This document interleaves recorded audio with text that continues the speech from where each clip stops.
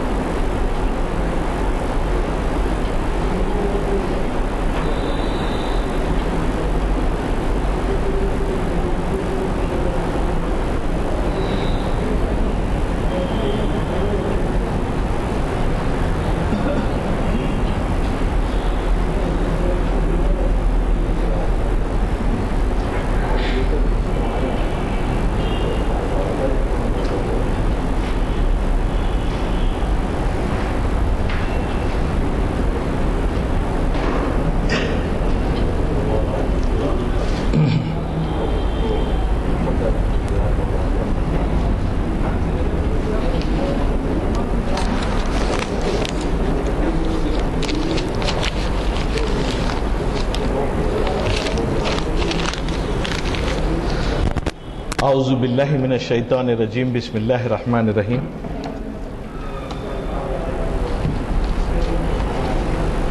معزز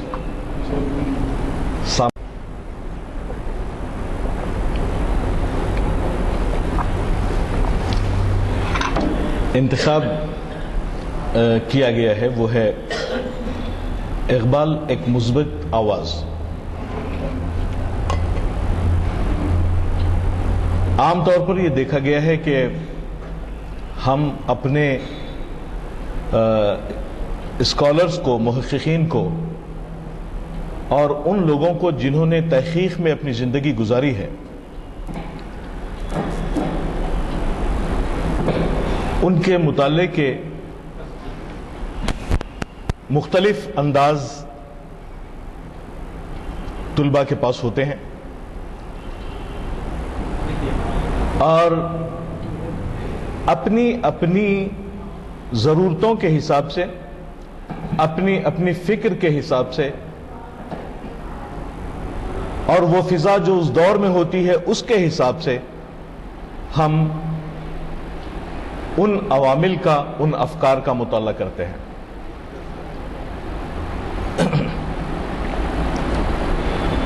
جب ہم مثبت انداز فکر کی بات کرتے ہیں تو اس سے ہماری مراد کیا ہوتی ہے؟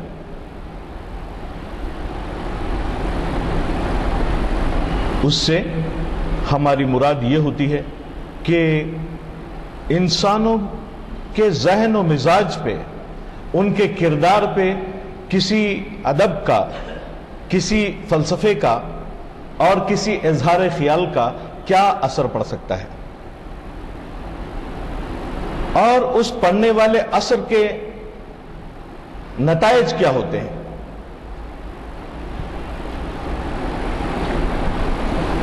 اگر ہم مثبت انداز فکر کو اس طرح ڈیفائن کریں کہ وہ اپنے دور کی تعلیم و تربیت پر اثر انداز ہوتا ہے، وہ اپنے دور کی ٹیکنالوجی پہ اثر انداز ہوتا ہے، وہ اگر اپنے دور کے کردار پر اثر انداز ہوتا ہے، اور اس کے نتائج اس طرح نکلتے ہیں کہ معاشرہ خوشحال اور امن و امان سے بھرپور ہو جاتا ہے، تو ایسی فکر کو ہم مثبت انداز فکر کہیں گے۔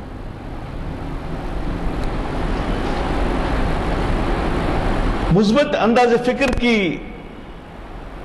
ایک اور توضیح یہ ہو سکتی ہے کہ ایک پسماندہ معاشرے کو ایک ترقی یافتہ معاشرے میں کس طرح تبدیل کیا جا سکتا ہے،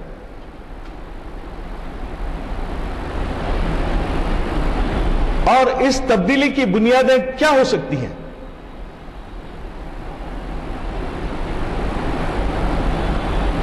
لازمی طور پر ہم ایک ایسے مقام پہ پہنچتے ہیں کہ جہاں ہمیں پتہ چلتا ہے کہ ہمیں ایک ایسے کردار کی ضرورت ہے جو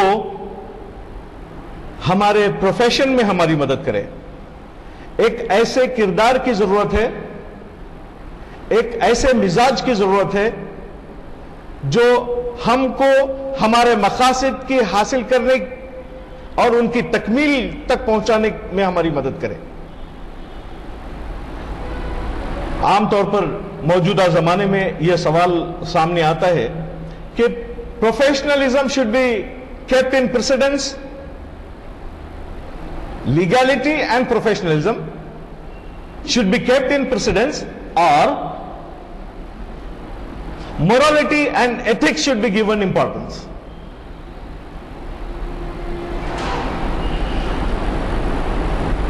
Whether it is professionalism or legality that has to come from outside and imposed on individual character.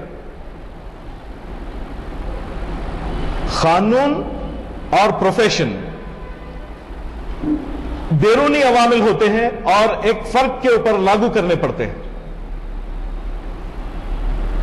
یا وہ فرد ان امور کو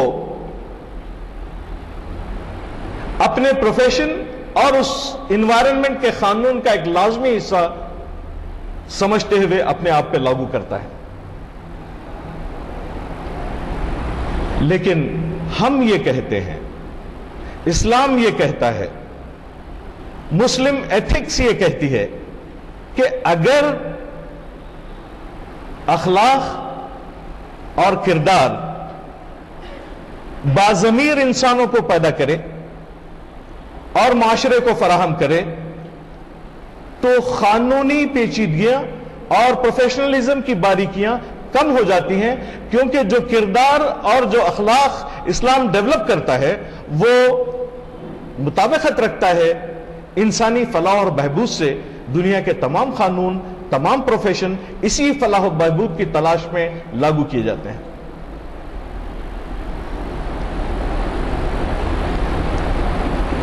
جب ہم مثبت انداز فکر کی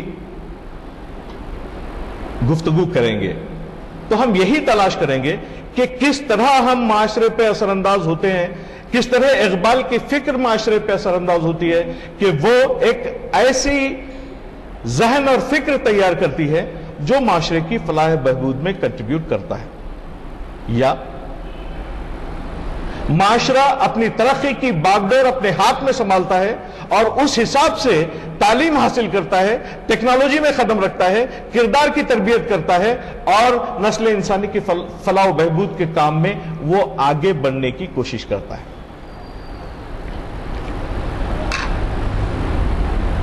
علامہ اقبال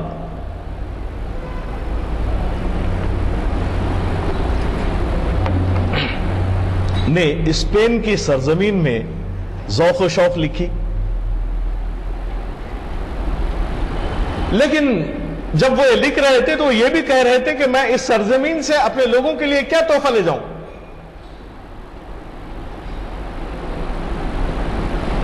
یہاں سے کیا میں ایسا میسج لے جاؤں، کیا ایسی تعلیم لے جاؤں، کیا ایسا نقطہ نظر لے جاؤں، کیا ایسی طرز فکر لے جاؤں کہ وہاں ہندوستان میں ایک بدحال، مفلسی اور فاقہ کشی میں مبتلا، غربت و نکبت کو اپنی تقدیر سمجھنے والی قوم کو میں پیش کروں۔ تو جب ہم مثبت انداز فکر کی علامہ اقبال کے توسط سے بات کرتے ہیں تو اس کا مطلب، اس کا منشا دراصل یہی ہوتا ہے۔ چنانچہ اقبال نے ذوق و شوق کا تحفہ ہمارے لیے لے آئے وہاں سے، اور اسپین کی جو علامت ہے اردو شاعری میں اس وقت، حالانکہ وہ ایک تاریخی حقیقت ہے، مسلم اسپین تھا، الحمرا آج بھی موجود ہے جو آرکیٹیکچر اور ٹیکنالوجی کی انتہا کو اس دور کی جس میں مسلمان اونچائی تک پہنچے ہوئے تھے اس کو ظاہر کرتا ہے۔ اگر وہاں پانی کی سپلائی کا نظام دیکھیں گے، اگر وہاں تعلیم اور تربیت کا نظام اگر دیکھیں گے تو پتہ یہ چلتا ہے کہ راجر بیکن وہاں کی لائبریریوں سے یورپ کی لائبریریوں کو فائدہ پہنچایا اور یورپ نے اس کا بے تحاشا فائدہ اٹھایا، یہاں تک کہ وہ رینیسانس کے بعد صنعتی انقلاب میں داخل ہو گئے۔ تو اسپین کوئی معمولی علامت نہیں ہے، اسپین کوئی معمولی حقیقت بھی نہیں ہے، یہ ایک مسلمانوں کے لیے طلب اور کسک کا باعث تو ہے ہی اپنی جگہ، لیکن وہاں سے اقبال نے جو فکر ہمارے لیے لے آئی ہے، میں چاہتا تھا کہ اس کی ہم بات کریں اور یہ دیکھیں کہ اس فکر سے ہم کیا فائدہ اٹھا سکتے ہیں۔ اقبال ذوق و شوق کی شروعات اس طرح کرتے ہیں، ایک منظرنامہ ہے: قلب و نظر کی زندگی دشت میں صبح کا سما، چشمہ آفتاب سے نور کی ندیاں رواں، حسن ازل کی ہے نمود، چاک ہے پردے وجود، دل کے لیے ہزار سود، ایک نگاہ کا زیاں، سرخ و کبود بدلیاں، چھوڑ گیا صحاب شب، کوہ عزم کو دے گیا رنگ برنگ تیل ساں۔ کوہ عزم ایک پہاڑ ہے اور عرب میں جو کپڑا پہنا جاتا ہے وہ سونے کے اس کے اوپر کام ہوتے ہیں، وہ چمکتا ہوا جو کپڑا ہے اس کو دراصل تیل سیاں کہتے ہیں۔ گرد سے پاک ہے ہوا، برگے نخیل دھل گئے۔ اسپین میں برگے نخیل کی بات ہو رہی ہے۔ جب اسپین میں برگ نخیل کی بات ہو رہی ہے تو ایک علامت اور ابھر کے سامنے آتی ہے، وہ عبد الرحمن داخل کا بویا ہوا کھجور کا پہلا درخت۔ دراصل کھجور کا پہلا درخت اس بات کی علامت ہے کہ مسلمانوں نے جس ہمت اور پامردی کے ساتھ نئی دنیا کی تلاش کی اور نئی دنیا کو اسٹیبلش کیا، اس بات کی علامت ہے۔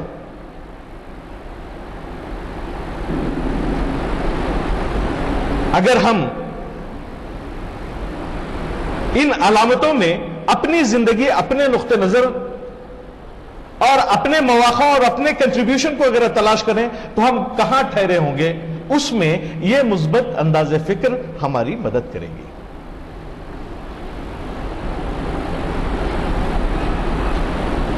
ریگے نواہ کاظماں نرم مثل پرنیاں،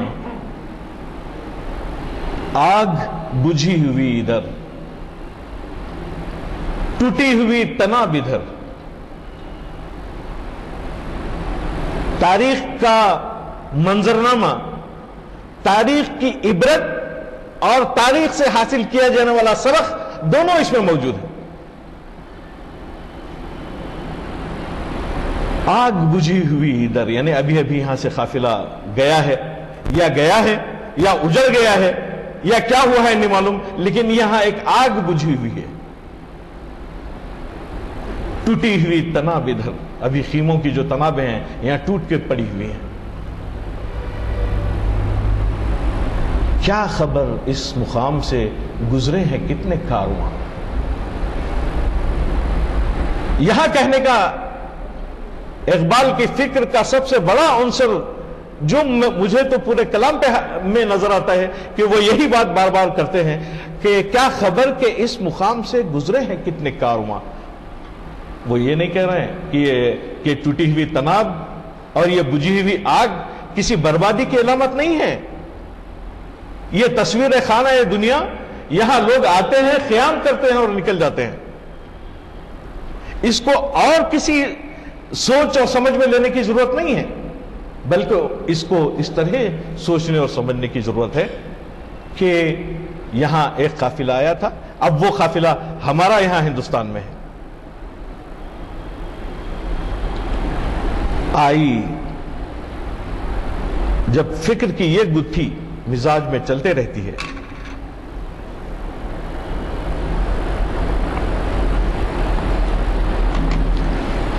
تو پھر اس کے جوابات کی بھی ضرورت ہوتی ہے، اور جواب کے لیے ایک ایسی شخصیت درکار ہے جو ان مسائل کو، جو اس وقت فضاؤں میں وہ سرخ و کبود بدلیوں میں یا ٹوٹی ہوئی تنابوں میں چھپی ہوئی جو عوامل ہوتے ہیں، چھپی ہوئی جو تاریخی حقیقتیں ہوتی ہیں، ان کو کیسے سمجھا جائے۔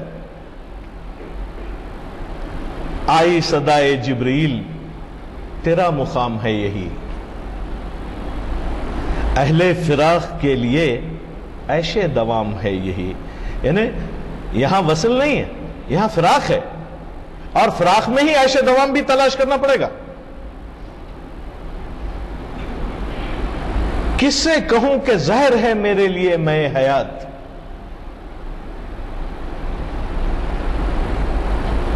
اسپین کی سرزمین میں واقعات اور ہونے والے اور ہو چکے ہوئے حادثات کا مطالعہ کرتے ہوئے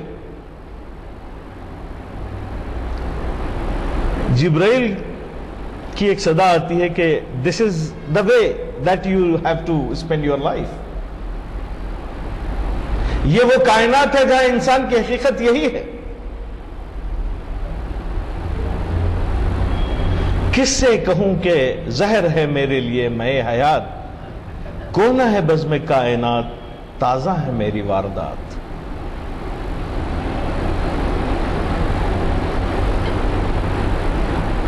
تاریخ کے اس عنصر کو جو کافی حد تک ہم لوگوں کے لیے تکلیف دہ ثابت ہو چکا ہے،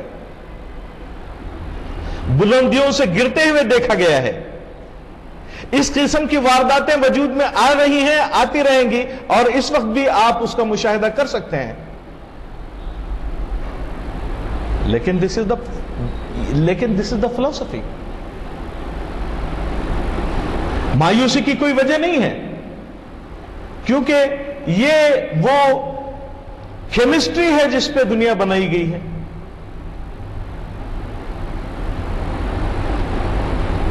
عناصر میں ظہور ترتیب یا پھر انہی اجزاء کا پریشان ہونا. لیکن جو بات اہم ہے وہ یہ ہے کہ کیا نہیں اور غزنوی کارگہ حیات میں بیٹھے ہیں کب سے منتظر اہل حرم کے سومناتھ. یہ سب علامتیں ہیں. بعض دفعہ سومناتھ ہمارے اندر ہوتا ہے, ہماری ناکارکردگی میں ہوتا ہے, ہماری غریب سوچ میں ہوتا ہے, ہماری پسماندہ حرکتوں میں ہوتا ہے.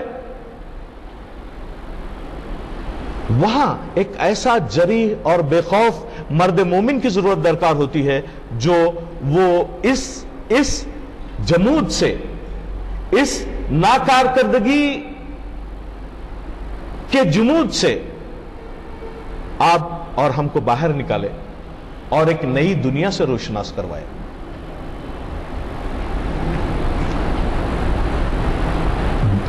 یہ تلاش اقبال کی وہی ختم نہیں ہوتی. اس لیے اقبال مثبت ہے, اقبال نا امید نہیں ہے. اقبال کو پتا ہے کہ کارگہ حیات میں غزنوی کی ضرورت ہے اور آئے گا. ذکر عرب کے سوز میں, فکر عجم کے ساز میں نہ عربی مشاہدات نہ عجمی تخیلات. عرب کی سرزمین بے انتہا تگودو اور جدوجہد کی وجہ سے مشہور ہے. اس کی وجہ یہ ہے کہ حضور نبی کریم صلی اللہ علیہ وسلم کی پیدائش وہاں ہوئی, اور وہ جو عربی مشاہدات تھے اس نے ہماری دنیا کو ایک نیا فلسفہ, ایک نیا علاج اور ایک نئی دنیا سے روشناس کرانے کی کوشش کی. لیکن کیا اقبال اسپین میں بیٹھ کے سوچ رہے ہیں کہ میں ایک ایسی قوم کو یہ تحفہ لے جانا چاہتا ہوں جو غزنوی کی ضرورت ہے لیکن ملتا نہیں ہے, عربی مشاہدات کی ضرورت ہے لیکن جوں کہ تو حالات ہیں. قافلہ حجاز میں ایک حسین بھی نہیں, گرچہ ہے تابدار ابھی گیسوئے دجلہ وہ فرار.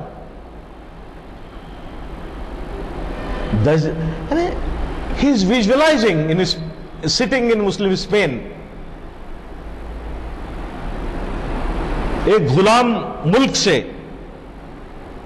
یورپ کو تعلیم حاصل کرنے کے لیے جانا, تعلیم حاصل کرنا, اور اللہ تعالیٰ نے جو ذہن اور فکر اور جو مزاج دی تھی اس میں جو بے چینی اقبال کے قلب و نظر میں پیدا ہوئی تھی وہ یہ تھی کہ مجھے کیا کرنا چاہیے, پھر ہمیں کیا کرنا چاہیے, پھر ہم کس طریقے کی سوچ کو ڈیولپ کرنا چاہیے کہ کوئی ایسی مثبت تہذیب, مثبت کردار اور ایک اجتماعی معاشرہ وجود میں آئے جو افراد کی خوبیوں اور افراد کی صلاحیتوں کی بنیاد پر ہو.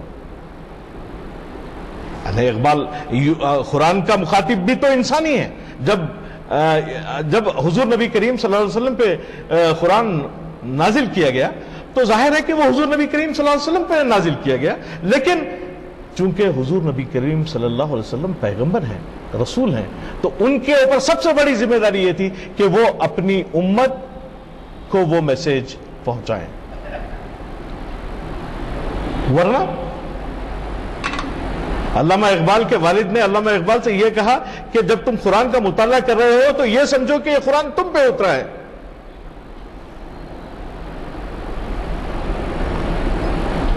اور ظاہر ہے کہ یہ بات بھی آپ جانتے ہیں کہ جب پہاڑوں پہ اترتا تو ان کی کیا حشر ہوتا. اور ہم لوگ ذرا غور کریں, روز صبح شام قرآن پڑھنے کی کوشش کرتے ہیں اور نیک بھی بننے کی کوشش کرتے ہیں, نیک ثابت کرنے کی بھی کوشش کرتے ہی ہوں گے. ہم کہاں کس مقام پہ ہیں؟ کیا کانپتی ہے روح؟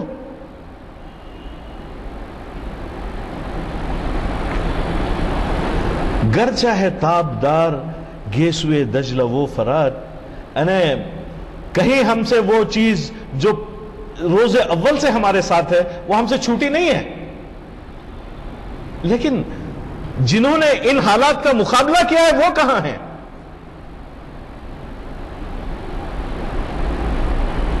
اس کے لیے جو چیز درکار ہے وہ ہے عقل و دل و نگاہ کا مرشد اولی ہے عشق.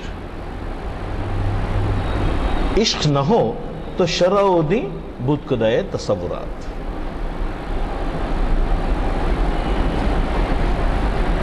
بہترین فلسفی بہترین افراد پیدا نہیں کر سکتی. بہترین عمل بہترین فلسفی کی بنیاد پہ بہترین افراد پیدا کر سکتا ہے، اور وہ افراد معاشرے کے لیے تبدیلی کا باعث بنتے ہیں. یوں تو یورپین لٹریچر میں یہ بات عام ہے کہ 99% لوگ ایسے ہوتے ہیں جو دنیا جیسی چلتی ہے ویسے چلتے ہیں، اور 1% لوگ ایسے دیوانے ہوتے ہیں جن کو دنیا پاگل کہتی ہے وہی دنیا بدل سکتے ہیں. صدق خلیل بھی ہے عشق. دیکھیے، عشق نہ ہو تو شرع و دین بت کدائے تصورات.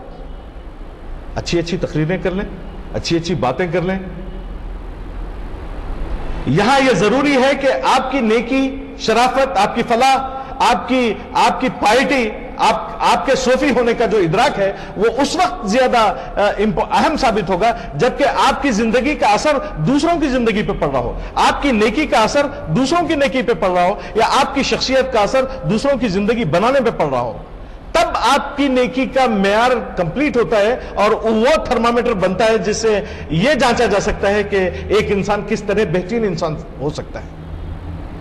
اگر میں اپنی جگہ، اپنی انفرادی مقام پر اپنے آپ کو دنیا کا بہترین آدمی سمجھ لوں تو سمجھا جا سکتا ہے، لیکن جو معیار ہے کسی اچھائی کا وہ یہ ہے کہ اس کا اس معاشرے پہ کتنا اثر پڑا ہے. اور یہ جانچنے کے لیے کسی ڈاکٹر کی ضرورت نہیں ہے، یہ جانچنے کے لیے کسی فلسفر کی ضرورت نہیں ہے. یہ تو آپ ہر روز صبح اٹھ کے سوچ سکتے ہیں کہ آپ خود کتنے اچھے انسان ہیں. اگر یہ بات سمجھ میں نہیں آتی تو اقبال یہ کہتے ہیں کہ صدق خلیل بھی ہے عشق.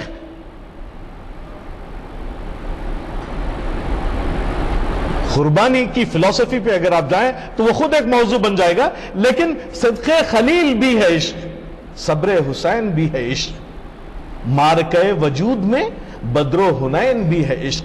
زندگی کی یہ شخصیتیں اور یہ واقعات ہرگز وجود میں نہیں آتے جب تک کہ وہ عشق موجود نہ ہو جس کی تشریح یہاں اقبال کر رہے ہیں. چنانچہ ہم کیا عشق قسم کے کسی عشق سے متصف ہیں؟ یہ جو مثبت انداز فکر ہے کسی فلسفر کا وہ کچھ ہماری زندگی پہ اثر انداز ہوتا ہے، ہو سکتا ہے. کیا ہم اس کو پریکٹیکل لائف میں ٹرانسلیٹ کر سکتے ہیں؟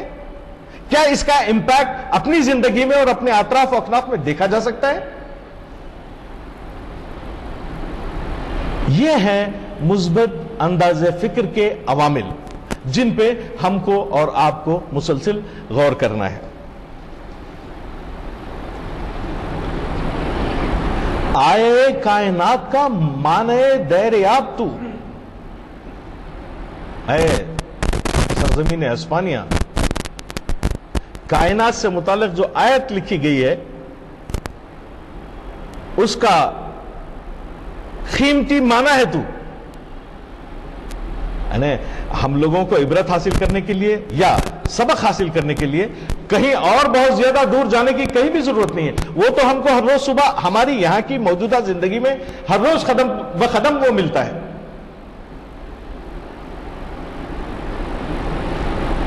نکلے تیری تلاش میں قافلہ ہائے رنگ و بو. اور یہ آئے کائنات کو قافلہ رنگ و بو مسلسل تلاش میں نکلے ہوئے ہیں اور اس کی تلاش جاری ہے اور اس کو تلاش کرتے رہتے ہیں. لیکن جلوتیان مدرسہ کور نگاہ وہ مرد ذوق.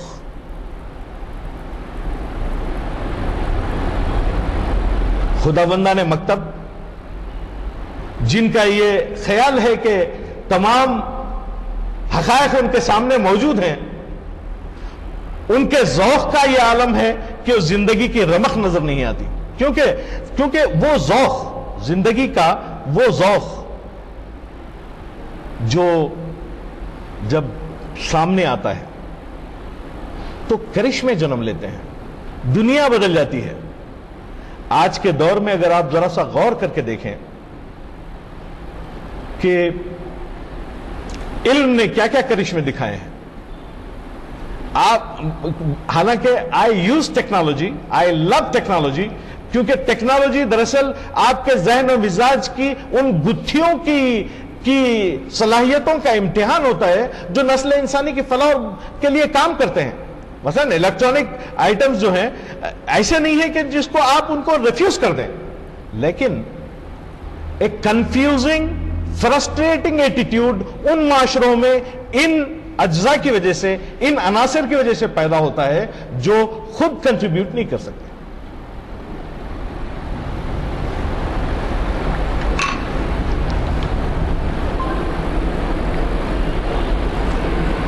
اب جب اقبال اس زمانے میں جلوتیہ نے مدرسہ کی بات کرتے ہیں تو اس میں جو اہم پہلو ہے وہ یہی ہے کہ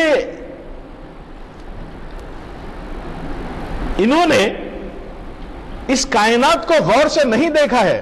جب اقبال تو شب آفریدی چراغ آفریدم کہہ رہے ہوں گے، اس وقت وہ ایک نئی دنیا کی تشکیل کی بات کر رہے ہوں گے۔ اپنے کردار، اپنی محنت، اپنی جدوجہد اور اپنے علم کے نتیجے میں ایک نئی دنیا کی تلاش کی بات اقبال کے ذہن میں ہوگی۔ اللہ تعالیٰ سے وہ کھڑے رہ کے کہہ رہے ہیں کہ بھائی تو نے مجھے باغ بنا کے دیا اور میں جو ہے تو نے مجھے یہ تمام جنگل اور خشت و خاشاک ہم میرے لیے مہیا کر دی، میں نے ان کو باغوں میں کنورٹ کر دیا، تو نے مجھے مٹی دی، میں نے اس کو پیالہ بنا دیا۔ بات یہی رکنے والی نہیں ہے، وہ بات دراصل جس چیز کی طرف آدمی کو لے جانے والی ہے وہ یہ ہے کہ why you are not in position to create something new, why you are not in position to contribute۔ یہ جو عوامل جن چیزوں کی نارملی ہم بات کرتے ہیں، یہ ہے وہ مثبت انداز فکر جو تاریخ کے کسی خاص مقام پہ اقبال بیٹھ کے یہ سوچتے ہیں کہ بھئی کہ یہاں سے جو ہے مجھے جو پیام لے جانا چاہیے اپنی قوم کے لیے، وہ پیام کس قسم کا ہوگا؟ کیا وہ پیام سیدھا سادہ ہوگا؟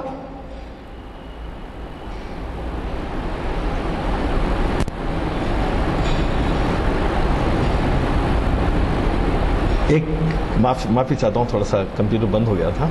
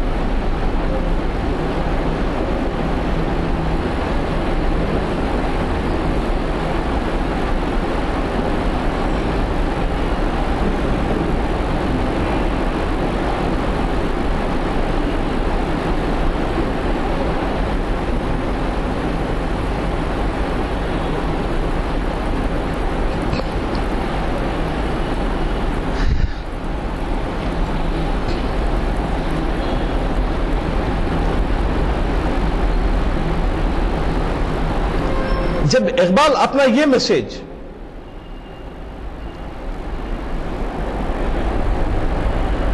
کہ ایک نئی دنیا کی تلاش و جستجو میں جس انداز فکر کو سامنے آنا چاہیے وہ یہ ہے، اور اس میں مدرسوں کا رول اور ہمارے صوفیاء کرام اور اولیاء اللہ کا رول بھی کیا ہو سکتا ہے؟ خلوتیان میں کدا کم طلب و تہی کدو، یعنی وہ لوگ جو عبادت گزاری کی منزلوں سے گزرتے ہوئے ایک بہت ہی اونچے مقام پہ پہنچ چکے ہیں، وہ بھی ایسا لگتا ہے کہ معاشرے کو کوئی کنٹریبیوٹ کرنے کے قابل نہیں ہے، ان کے ہاتھ بھی خالی ہیں۔ اور میں یعنی اقبال، میں کہ میری غزل میں ہے آتش رفتہ کا سراغ، میری تمام سرگزشت، میری تمام سرگزشت کھوئے ہوئوں کی جستجو. حضرت علی و رستم داستان کی مجھے تلاش ہے. ایسے بہادر لوگوں کی تلاش ہے جو دنیا پہ اثر انداز ہو سکیں. اس کی وجہ کیا ہے؟ اس کی وجہ اس کو اس انداز سے مطالعہ کرنے کی وجہ کیا ہے کہ ہمارا حال تو یہ ہے کہ ہوئی نہ زاغ میں پیدا بلند پروازی اور خراب کر گئی شاہین بچے کو صحبت زاغ. اور یہ بھی اپنی جگہ ثابت ہے، اس کے لیے there is no need any further witness on this subject کہ زاغوں کے تصرف میں خوابوں کے نشے من. آپ جا کے محلوں کو دیکھیے، آپ جا کے بڑے بڑے پیلیسز کو دیکھیے جہاں ہوٹلیں کھلی ہوئی ہوں گی اور جہاں یہ ہوگا، یہ سب واٹ از دس؟ یہ عبرت کا وہ مقام ہے جہاں ہم اپنی تصوراتی خوشحالی یا حاصل شدہ خوشحالی یا حاصل ہونے والی خوشحالی کا نتیجہ دیکھ سکتے ہیں.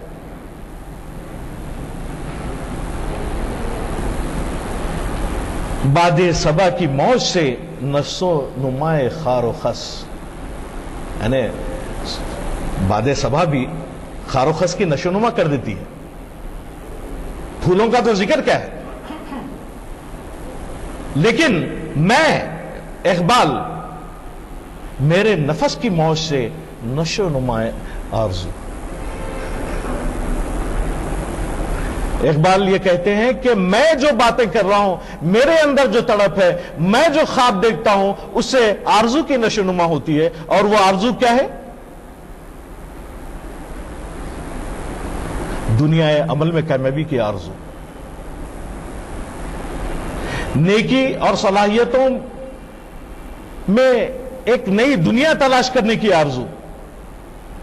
اور جب اللہ تعالیٰ نے فرشتوں سے یہ کہا کہ میں اشرف المخلوقات اور خلیفہ بنا رہا ہوں، تو واقعتاً اللہ تعالیٰ کے خلیفہ ہونے کی تکمیل کرنے کی آرزو. اللہ تعالیٰ نے انسان کو خلیفہ بنایا اور اسے کہا کہ یہ دنیا ہے، ٹیک اٹ.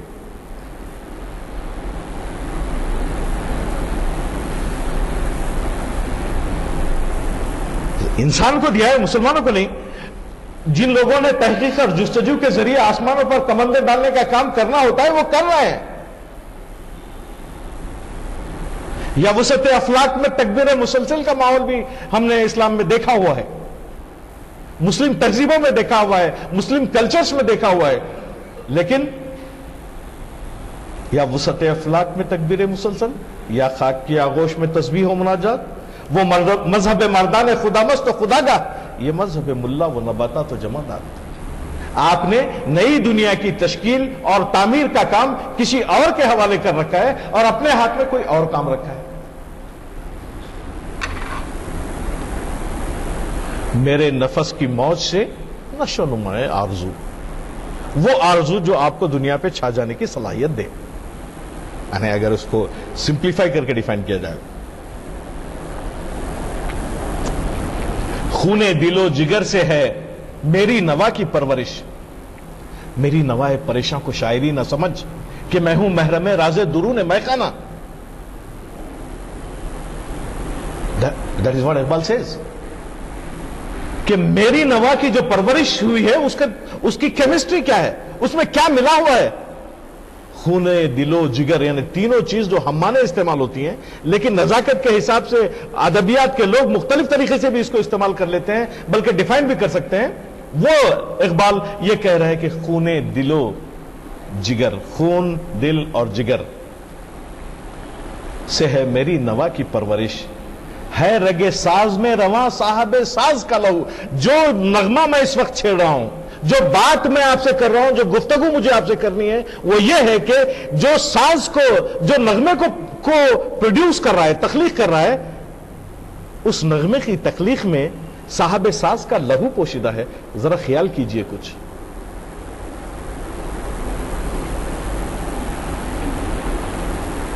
لوح بھی تو قلم بھی تو تیرا وجود الکتاب.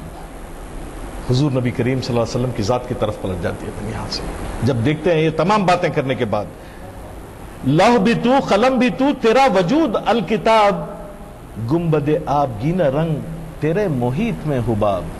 کس کے محیط میں؟ جس کے پاس الکتاب ہے. اور جب حضور نبی کریم صلی اللہ علیہ وسلم کی ذات کی طرف دیکھتے ہیں تو اقبال کو الکتاب وہاں نظر آتی ہے. اور اقبال خود یہ کہتے ہیں کہ یہ راز کسی کو نہیں معلوم کہ مومن خاری نظر آتا ہے، حقیقت میں ہے قرآن. Is this a fact? Is this a fact? پھر ہم زندگی میں اتنا طویل ترین جھوٹ کیسے بول سکتے ہیں؟ اٹس اے ویری کمپیکٹ محفل، یہاں ہم دل کی بات بھی کر سکتے ہیں. یہ صرف قابلیت اور علم کو بتانے کی محفل نہ بنے، یہ میری ہمیشہ خواہش رہی. اور بات ہم وہ کریں، کیوں ایسا ہوتا ہے، کیوں، وائی؟ یہ بات ہم کو سوچنا چاہیے کہ یہ بات کسی کو نہیں معلوم کہ مومن خاری نظر آتا ہے، حقیقت میں ہے قرآن.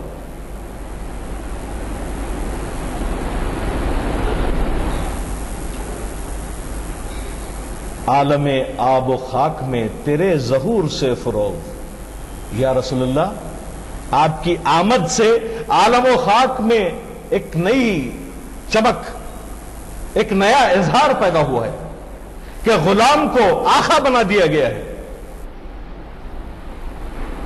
چھوٹے کو برابر کر دیا گیا ہے. فَأَصْبَحْتُمْ بِنِعْمَتِهِ إِخْوَانَهُ کے نعمت سے سرفراز کیا گیا ہے. کیا واقعتاً ایسا ہوا ہے؟ کیا واقعتاً ہم جو باتیں تقریروں میں اچھی اچھی قرآن اور حدیث کی روشنی میں فرمانے کی کوشش کرتے ہیں، عرض کرتے ہیں، کیا واقعتاً وہ گراؤنڈ پہ ہمارے گھروں میں، ہمارے معاشرے میں، ہماری سوسائٹی میں موجود ہے؟ ذرہ ریگ کو دیا تو نے طلوع آفتاب. ریگستان کو آفتاب کی طرح چمکا دیا اور اس میں ترقی کی تمام نشانیاں اظہار کر دی اس میں. اور آج آپ دیکھتے ہیں کہ خیسر و کنگا کے خیسر و کسرا کے کنگن سوراخا نے پہنے ہیں. شوکت سنجر و سلیم تیرے جلال کی نمود. یعنی یہ کہا جا رہا ہے کہ حضور نبی کریم صلی اللہ علیہ وسلم اور قرآن نے مسلم معاشرے کو کیا کیا دیا ہے وہ سن لیجئے. شوکت سنجر و سلیم تیرے جلال کی نمود، فخر جنید و بایزید تیرا جمال بے نقاب. شوق تیرا اگر نہ ہو میری نماز کا امام، میرا خیام بھی حجاب، میرا سجود بھی حجاب. تیری نگاہ ناز سے دونوں مراد پا گئے، اخلے غیاب و جستجو، عشق حضور و اضطراب.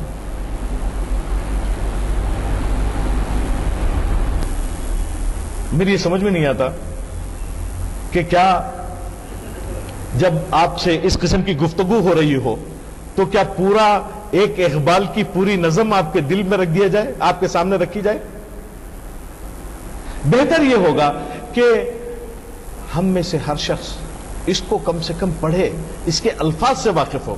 کیونکہ ادبیات میں اقبال کا ادب ادبیات کے معیار سے ہٹا ہوا ہے. ادبیات کی تنقید کے دائرے میں بھی بڑی مشکل سے داخل ہو سکتا ہے. اگر چاہیں اردو ادب کے جو اسکالرز ہیں وہ بہت کوشش اور جدوجہد کر کے اس کو ادبیات کے دائرے میں داخل کر سکتے ہیں، لیکن لٹریری کرٹیسزم کے کسی دائرے میں اقبال کی جو تشبیہات ہیں، اقبال کے جو استعارے ہیں، اقبال نے جو الفاظ استعمال کیے ہیں، وہ شاید ہی ہم ان کی بندش پکڑ پائیں.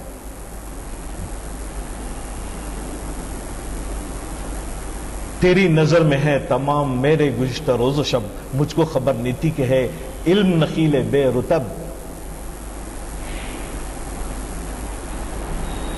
ظاہر ہے کہ یہ جو باتیں ہم اس وقت آپ اور ہم مل کے کرنے کی کوشش کر رہے ہیں، ان میں سب سے اہم بات یہ ہے کہ اپنے دل میں عشق و محبت پیدا کی جائے. اور عشق و محبت دراصل ایک ابن خلدون نے اجتماعیت کو ترقی کا ایک لازمی جزو قرار دیا ہے. افراد اپنی خوبیوں سے لیڈر تو بن سکتے ہیں، لیکن افراد جب لیڈر بنتے ہیں تو ایک اجتماعی معاشرہ ان کی مدد کے لیے موجود ہوتا ہے جو ان کے ساتھ چلتا ہے. یہی وہ معاشرہ تھا جو حضور نبی کریم صلی اللہ علیہ وسلم نے تشکیل دیا تھا. اس کے بعد خلفائے راشدین نے اس کو تشکیل دیا. اس کے بعد سے ہم اب تک تلاش میں ہیں کہ کیا یہ معاشرہ پھر ہم کو مل پائے گا. وہ معاشرہ جو عشق سے متصف ہے، اور عشق دراصل خدا کی پہچان کی، خدا کی بندگی پر ایقان کی ایک بہت بڑی علامت ہے. عالم سوز و ساز میں ہم زندگی کی تمام جدوجہد پا لینے کی کوشش میں گزارتے ہیں، لیکن یہ بھی ایک حقیقت ہے کہ کسی نے زندگی سے کچھ پایا نہیں ہے. اگر ہم مادی مٹیریلسٹک، حالانکہ اسلام میں یہ بات بھی ذہن میں رکھیے کہ اللہ تعالیٰ نے جب زکوٰۃ کو فرض قرار دیا ہے تو آپ کو وہ چاہتا ہے کہ دنیا کا سب سے بڑا آدمی بن جائے. اپنی تحقیق اور تخلیق سے اور جستجو کے ذریعے، اپنی پیداواری صلاحیتوں کے ذریعے آپ اتنے بڑے آدمی بن جائیں کہ آپ کے جیسا زکوٰۃ دینے والا کوئی نہ رہے. اسلام مفلسوں کا مذہب نہیں ہے. پتہ نہیں یہ بات کہاں سے اور کیسے پیدا ہوئی اسلام. یہاں آپ کی تحقیق، آپ کی تعلیم، آپ کی جستجو، آپ کا کردار اپنی زندگی کے حدود میں وہ کنٹریبیوشن کرے جو قرآن نے آپ سے ڈیمانڈ کیا ہے. وصل میں مرگ آرزو، حج میں لذت طلب. اگر مل جائے، اگر آپ کو ایک دنیا چاہیے، اگر وہ مل جائے تو آپ کیا کریں گے؟ نارملی ایک کوشچن اکنامکس کے استاد کی حیثیت سے مجھے پوچھنا پڑتا ہے کہ بھئی میں اگر آپ کو کل صبح میں 10 کروڑ روپے دے دوں تو آپ کیا کریں گے؟ تو اس کا جواب صرف یہ ہو سکتا ہے، دیکھیے صاحب، انٹیلیجنٹ آنسر. لیکن کیا ہم پیسے خرچنے کے قابل بھی ہیں؟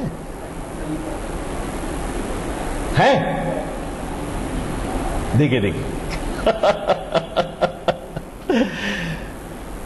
تم پالنے میں بات نہیں ہے، آپ کی زندگی کو مسلسل ایک جدوجہد کے راستے پہ ڈالنا